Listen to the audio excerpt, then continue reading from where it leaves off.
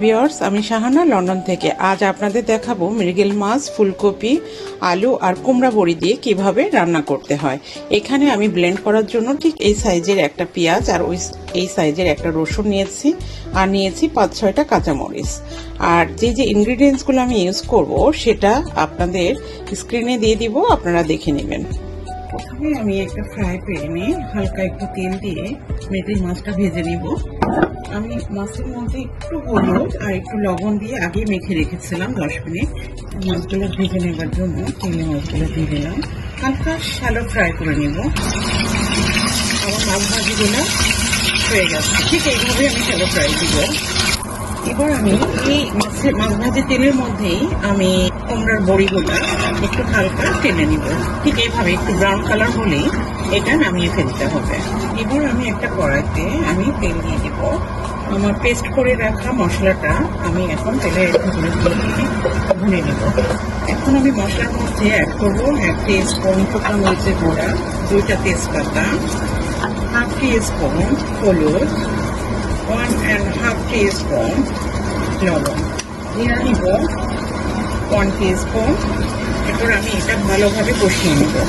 এর মধ্যে আমি অ্যাড করব গরম পানি করে রেখেছিলাম, সামান্য একটু অ্যাড করব। এই ভেজে রাখা মাছটা একটু কষিয়ে নেব। মাছটা বেশ ময়েশ্চার থাকে, ড্রাই ফিল হয় না।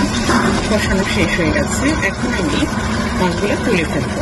আমি সব মাছগুলো তুলে ফেলেছি। এখন আমি ঝোলের পানিটা অ্যাড করব।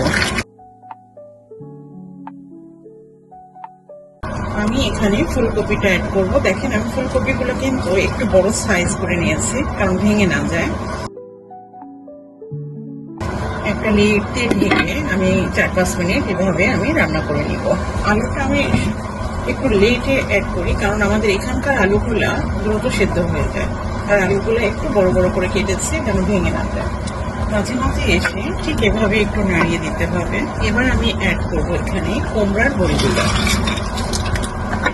প্রতিটা বড়ি ফুলে ফুলে দেখেন ডাবল হয়ে গেছে। ঠিক রান্নার 7-8 মিনিট আগেই বড়িটা দিলে সব থেকে বেস্ট হয়, কিন্তু বড়িগুলো যদি সেদ্ধ কম হয় তাহলে একটু বেশি সময় রাখতে হবে। এবার আমি অ্যাড করে দিব মাছটা। আমি বেশি জাল দিব না, কারণ আগেই কষিয়ে রেখেছিলাম। রান্নাটা শেষ, এখন আমি নামিয়ে ফেলবো। তেলে রাখা জিরার পাউডার আমি এখানে একটু ছড়িয়ে দিব। এভাবে হয়ে গেল আমার ফুলকপি দিয়ে মাছ এবং কুমড়া বড়ি আলুর তরকারিটা। এটা আপনারা সাদা ভাতের সঙ্গে পরিবেশন করতে পারেন। তা ঠিক আছে, ভালো থাকেন, দোয়া করবেন আমার জন্য। নেক্সট ভিডিওতে আবার দেখা হবে। আল্লাহ হাফেজ।